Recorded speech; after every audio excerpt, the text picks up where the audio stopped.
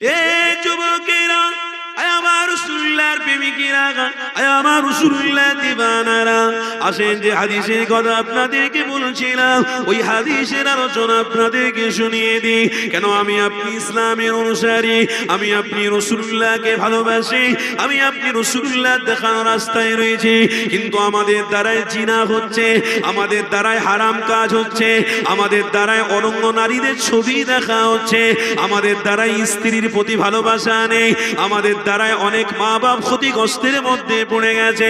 এই যুবকেরা, কি করে ইসলামটাকে মহব্বত করলাম, কি করে মুহাম্মদ রাসূলুল্লাহ দেখানো রাস্তায় থাকতে পারলাম, এটা কেবলমাত্র দেখানো ছবি। এই যুবকেরা খবরদার, আমার আল্লাহ তোমার ইয়াকিন দেখবে, ঈমান দেখবে, আমার আল্লাহ তোমার নিয়ে দেখবে। বুখারীর প্রথম হাদিসের মধ্যে রয়েছে ইন্নামাল আমালু বিন্নিয়াত, নিয়তের উপরে আল্লাহ ফয়সালা করবে। আপনারা চটে এসে সবাই বসে রয়েছে, নিয়ত আপনাদের কি আল্লাহ জানে না? জানে না? এ যুবকেরা, আল্লাহ সবই জানে।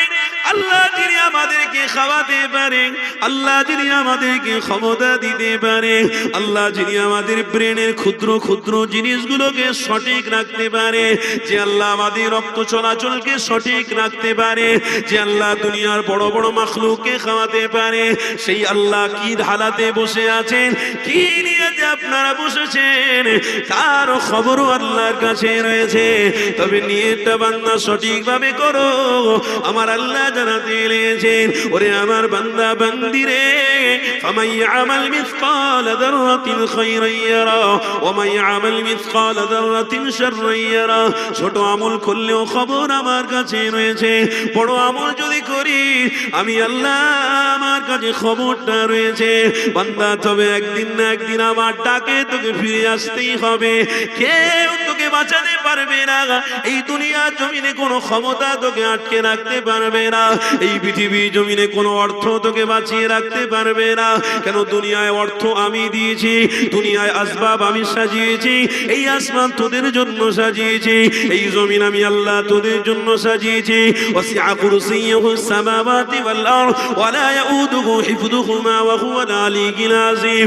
আল্লাহ কোরআনের মধ্যে জানাতে লেগেছে, ওরে আমার বান্দারে, আমি আল্লাহ সব কিছু তোদের জন্য দিলাম, তবে আমার বান্দারা আমাকে যদি মহব্বত করে মরতে পারে, আর আমাকে মহব্বত করতে গেলে রাসূলুল্লাহকে যদি মহব্বত করতে পারে, আমি আল্লাহ তোদের জন্য জান্নাতের সুব্যবস্থা রেখে দেবো, আমি আল্লাহ জান্নাতে তোদের জন্য দিদারের ব্যবস্থা করে দেবো, আমি আল্লাহ তোদের ফুলসিরাতে রাস্তায় পার করিয়ে দেবো, আমি আল্লাহ মিজানের পাল্লাটা ভারী করে দেবো, আমি আল্লাহ আমার বান্দাদের জন্য, আমার প্রকৃত রাসূলুল্লাহর প্রেমিকদের জন্য জাহান্নামের আগুন হারাম করে দেবো।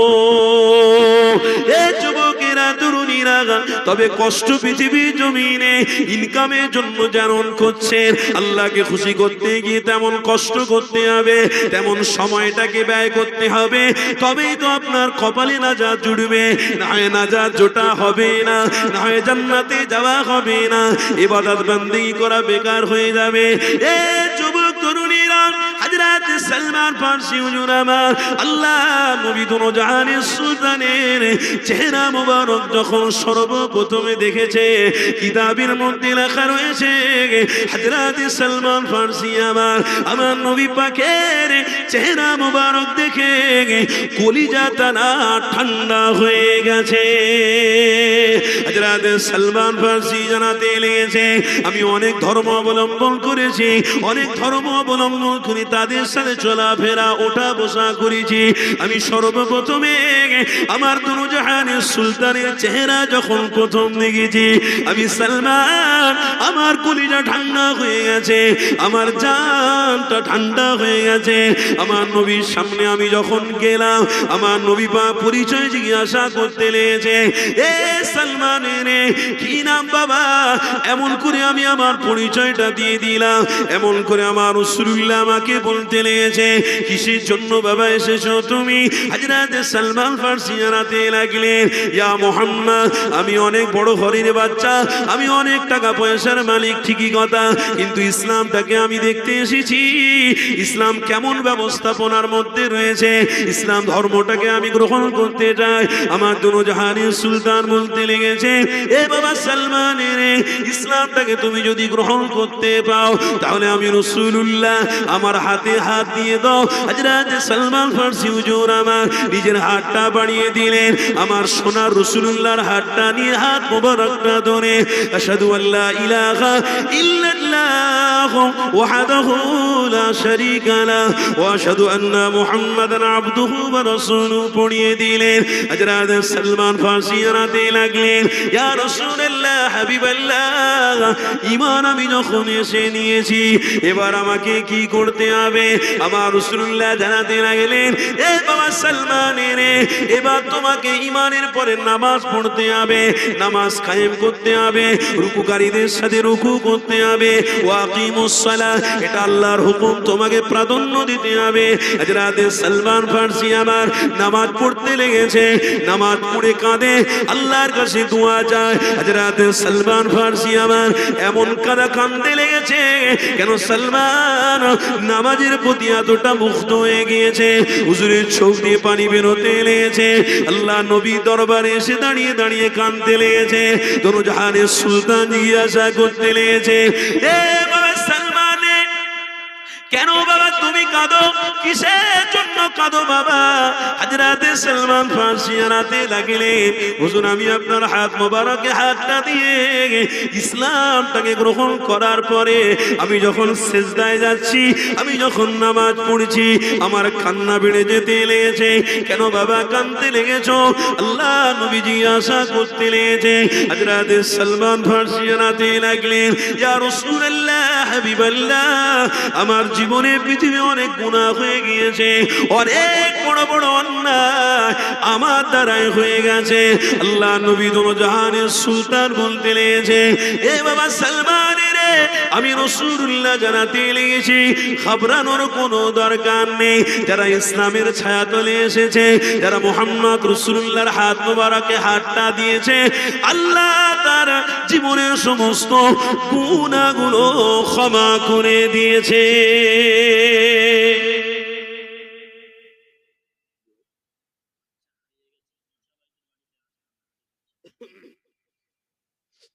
একটা বাচ্চা ছেলে হারিয়ে গেছে, ছোট মেয়ে হারিয়ে গেছে, ঈশা ভাইয়ের বাড়িতে আছে।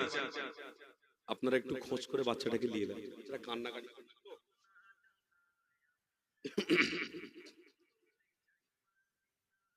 আমার আলোচনা সব বুঝতে পারছেন তো নাকি? কষ্ট হচ্ছে আপনাদের?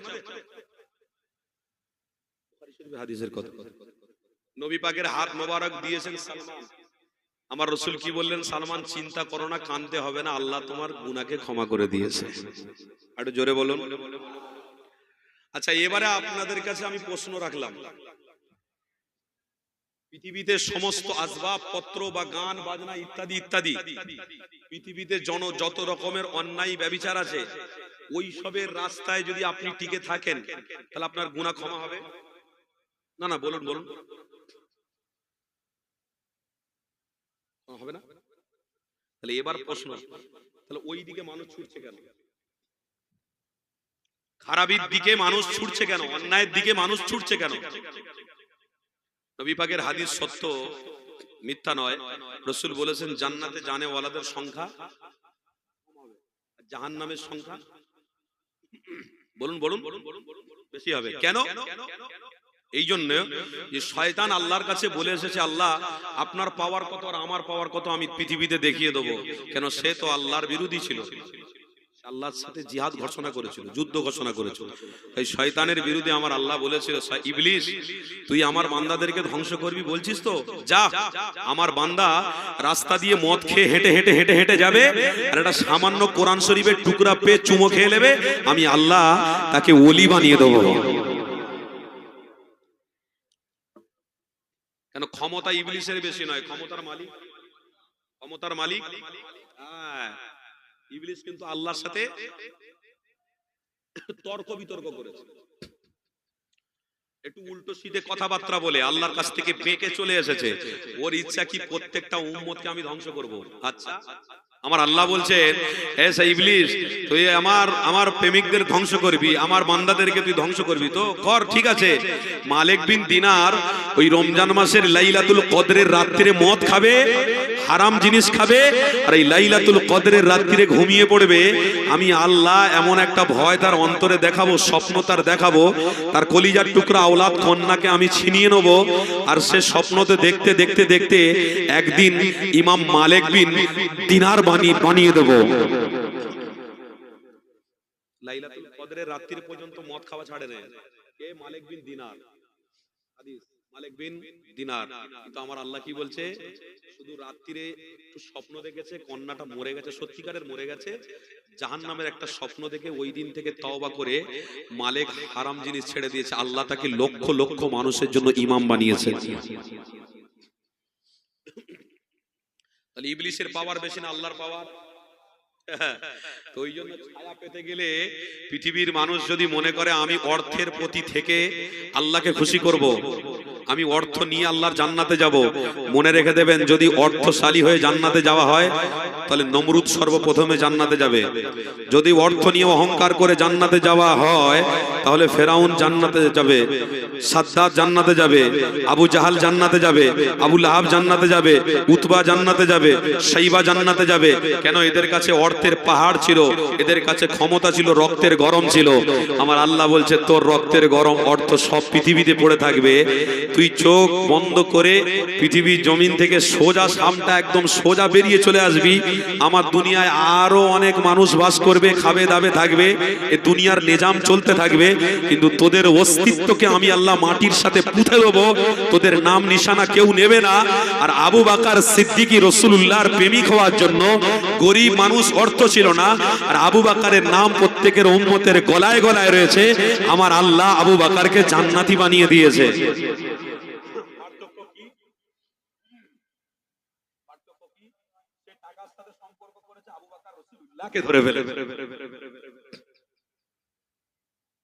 আলোচনা বুঝতে পারছেন? ফেরাউন টাকার সাথে সম্পর্ক করেছে, আবু বকর রাসূলের সাথে সম্পর্ক করেছে। দাজ্জাল আসবে, সেও অর্থশালীদের জন্য অনেক টাকা পয়সা নিয়ে আসবে। দাজ্জাল আসছে, পৃথিবীর জমিনেই সে কোনো না কোনো জায়গা আছে। দাজ্জাল নামক একটা ফিতনা বেরোবে, সে আসবে, সে মানুষকে হত্যা করবে আর বলবে, হে জান্নাতে যাবি? বলে হ্যাঁ জান্নাতে যাব। তার বাম হাতটা থাকবে জান্নাত, ডান হাতটা থাকবে জান্নাত, আর বাম হাতটা থাকবে জাহান্নাম। কিন্তু হাকিকাতে বাম হাতে যে দাজ্জাল জান্নাত দেবে, ওই জান্নাতটাই আল্লাহর জান্নাত। জোরে বলে, সে মরা মানুষকে জীবিত করে দেখাবে। এরকম ক্ষমতা নিয়ে আসবে। কেন? এই ইবলিসের একটা ছেলা, ইবলিস শয়তানের একটা ছেলা, এ আসবে, এ সিস্টেম, কিছু করার নেই ভাই। আমি কোরআন হাদিস দিয়ে কথা বলছি, এর উপরে যদি আপনাদের মনে হয় যে হুজুর এ কি কথা বলছেন, তাহলে এই কথা যখন আপনার বিশ্বাস না হয়, তাহলে আপনি এতটুকু বিশ্বাস করতে পারেন যে আপনি যখন খাচ্ছেন সেটা হলো ভাত। আপনি খাচ্ছেন, কথা বলেন, আপনি খাচ্ছেন কি? ভাত। আর বেরোচ্ছে পিছন থেকে কি? তাহলে আল্লাহ পারে না? পারে না? পারে না? পারে না? আপনি খাচ্ছেন গোটা ফল, বেরোচ্ছে কি? আপনি খাচ্ছেন পানি, বেরোচ্ছে দুর্গন্ধ। কেন বাপ? কোন ডাক্তারের ক্ষমতা আছে করে দেখাক না? যেরাম জিনিস খাবে সেরাম জিনিস বার হবে না? না, আল্লাহর কলকাঠি। জোরে বললো। তুমি যদি এটাকে বিশ্বাস করে ফেলো তো ইনশাআল্লাহ তুমি এতটুকু বুঝতে পারবে যে নিশ্চয়ই ফিতনার জামানায় দাজ্জাল আসবে, আর ঈমানকে নষ্ট করার জন্য তাদের পরিকল্পনা থাকবে, কিন্তু রাসূলুল্লাহর প্রেমিকরা তার হাতে শহীদ হয়ে যাবে, সে শহীদ করে দেবে। হাকিকাতে আল্লাহকে খুশি করে যারা শহীদ হবে, হাকিকাতে আল্লাহ তাদেরকে জান্নাতি বানিয়ে নেবে। আর আমরা সেই মুসলমানের বাচ্চা, সেই রাসূলের প্রেমিক, আমরা সেই নবীর এক একটা সৈনিক। আমরা জীবন চলে যাবে, আল্লাহ তার রাসূলকে কোনোদিন ছাড়বো না। বলুন ইনশাআল্লাহ। জীবন যতদিন থাকবে আল্লাহ তার রাসূল থাকবে, জীবন যতদিন জীবন যতদিন চলবে আল্লাহ তার রসুল, বাঁচবো আল্লাহ তার রসুলের জন্য, মরবো আল্লাহ তার রসুলের জন্য। একদম ইমানে যাররা পরিমাণ যেন এদিক ওদিক না হয়, একদম মুকাম্মাল ভাবে বলুন, একদম কমপ্লিট ভাবে ইয়াকিনের সাথে বলুন যে বাঁচবেন আল্লাহ তার রসুলের জন্য, মরবো আল্লাহ তার রসুলের জন্য। একদম একদম কমপ্লিট, একদম মুকাম্মাল নিয়ত করেছেন, মুকাম্মাল নিয়ত করেছেন তো একদম ঠিক। আগের বছর মাহফিলে যদি আসে তাহলে আমি ধরবো আপনার ঘরের মেয়েটা কেন পর পুরুষের সাথে জিনা করেছে। মুকাম্মাল হলো না। আমি আগের বছর যদি জলসায় দাওয়াতে আসি, আমি ধরবো আপনাদের আপনার স্ত্রী বোরকা পরে ভালোভাবে হেজাবের সাথে বাইরে বেরিয়েছে কিনা। শুধু জলসা করলে হবে না। আল্লাহর কোরআন বলছে ইয়া আইয়ুহাল্লাযীনা আমানু কু আনফুসাকুম ওয়া আহলিকুম নারা। তুমি নিজে টুপি মাথায় দে, মসজিদে গিয়ে আল্লাহ আল্লাহ আল্লাহ আল্লাহ, তোমার স্ত্রী জিনা অন্যায় করছে, বিনা বোরকায় বাইরে বেরিয়ে ঘুরছে, আবার বোরকা পরেছে পরেছে মুখ ঢাকা নেই, বাইরে বেরিয়ে বেরিয়ে ঘুরছে।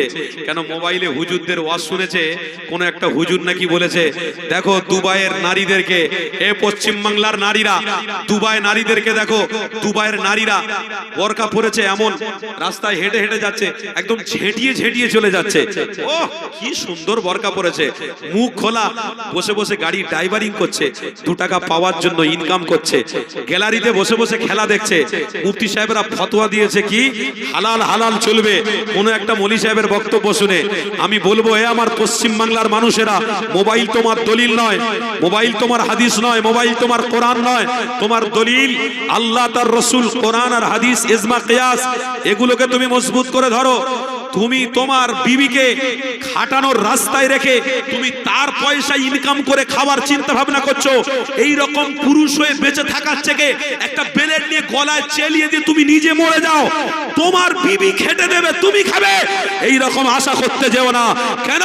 পবিত্র কোরআন বলছে আল্লাহ ইয়া আইয়ুহাল্লাযীনা আমানু, হে বিশ্বাসীগণ, কু আনফুসাকুম ওয়া আহলিকুম নারা, তুমি যেমন শরীয়তের সবকিছুকে মুহাব্বত করে ফেলেছো, আমল করছো, তোমার স্ত্রী যেন ঘরের 4টে দরওয়াজার ভিতরে থাকে, 4টে খুঁটির ভিতরে থাকে, বাইরে যদিও বের হয় সিস্টেমের সাথে যেন বের হয়। কেন? বিয়াদরপুরা অনেক রকমের ভাষা কথাবার্তা বলে ইসলামটাকে ছোট করার চেষ্টা করবে। ইমানদের দ্বারায়, ইমানদারদের দ্বারায় ইসলামকে ছোট করা যাবে না, যাবে না। তাই স্ত্রীদেরকে এখন থেকে মজবুত রাস্তায় রাখুন। নিজের স্ত্রী ভালো মোবাইল কিনে দিয়েছেন, খেতে খেতে মোবাইলে টিকটক করে ছাড়ছে, পরপুরুষরা সব দেখে দেখে বেড়াচ্ছে, ফেসবুকে টিকটক করে ছাড়ছে, ছেলেরা সব দেখে দেখে বেড়াচ্ছে। আর এটা কার স্ত্রী? আপনার স্ত্রী। আপনার কথা শেষ শুনলো না, আপনার কথা মতো শরীয়তের মাপদণ্ড মধ্যে চললো না, শরীয়তের মাপকাঠির মধ্যে থাকলো না। আপনার টাকা, আপনার খাটিনির 1 পয়সা মূল্য নেই। আপনি খাটছেন তার জন্য, ইনকাম করছেন তার জন্য, তার জন্য সবকিছু করছেন।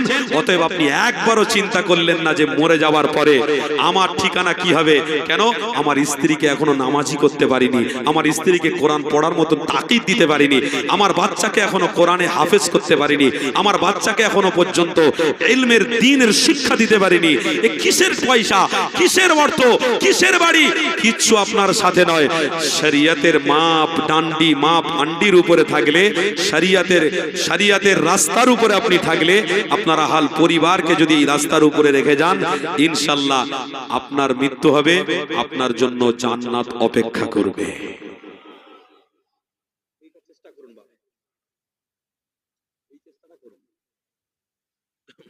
আজকে সমাজে যে দৃশ্য আমরা দেখতে পাচ্ছি, মাথা হ্যাং হয়ে যাওয়ার খাম।